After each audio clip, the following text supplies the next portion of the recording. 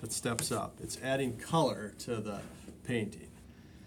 So how do we decide what color to do?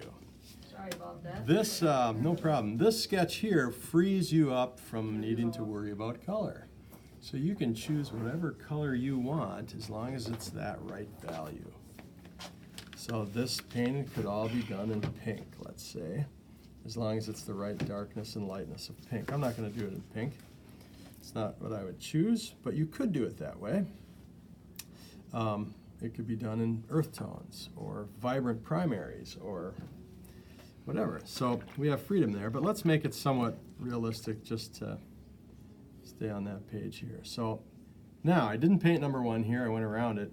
I'm going to paint number 1 right now. And since 1 is lighter than everything, I could paint everything on here, number 1, and let it dry and then come back and do what I just did there. You see that? See how that works? Because you're just going light to dark. But That's do it the while watercolor. it's still wet, so it bleeds in. You can do some of that, but that's the dangerous part of watercolor. It can really Make turn a into blob. cauliflowers and blobs and balloons and all those fun words. So let's let me get a bigger brush. I'm just thinking to myself, what time of day do I want this to be? Let's have it about now. How about that? This time of the day. Maybe a little earlier, 9 a.m. Now, so I like my paper slant a bit because it gives me control slightly. It's going toward me instead of every direction. So you can start out by wetting it, or you can go right in there with color. It depends on how you're gonna have to play with those two, how you want it to go. I oftentimes start with at least a lot of water right at the top, and then I start adding color to that. And then this bead of water will keep pushing everything down. So I have, this is my engine that drives the watercolor. That bead gives me a lot of time. If I'm painting flat, areas are drying at different rates. Here I know what's going on. So I've got that bead established. Let's take a little Cerulean Blue. It's a sky blue. Just drop that on here, and it's going to dry lighter. Oh, I forgot to save the light there, but that's okay. Too late now.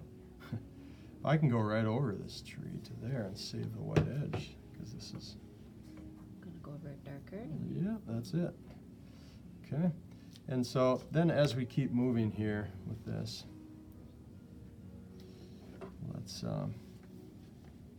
let's begin to introduce other colors. So our 3 primaries are red, yellow, red, and blue. Let's get some of those in here. I'm going to grab some Raw Sienna. It's a yellow. You could add a little red right now, actually, would be good too. Overlap the blue. You might get a little bit of green that appears. If you don't stir it too much, they each retain their own chromatic identity. And let's grab just a touch of a red. This is Permanent Rose. I love that color. It's kind of pinkish. It's cooler than Alizarin Crimson versus warm. And just let it do its thing. We can go right over the landscape back there. So Alizarin Crimson you consider warm? It's warmer than Permanent Rose. But it's still a cool color? Yeah, I'd put it in the warm category, probably.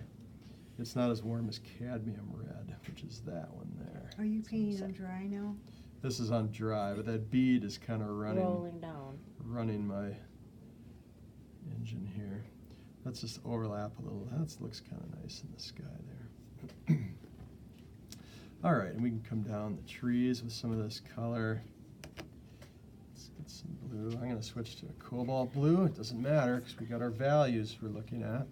And we're just in light values at this point.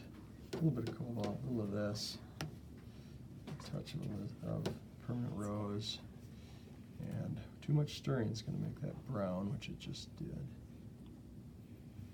We come down here, see how it's all white back here. We're going to stay away from that. But there'll be some reflections.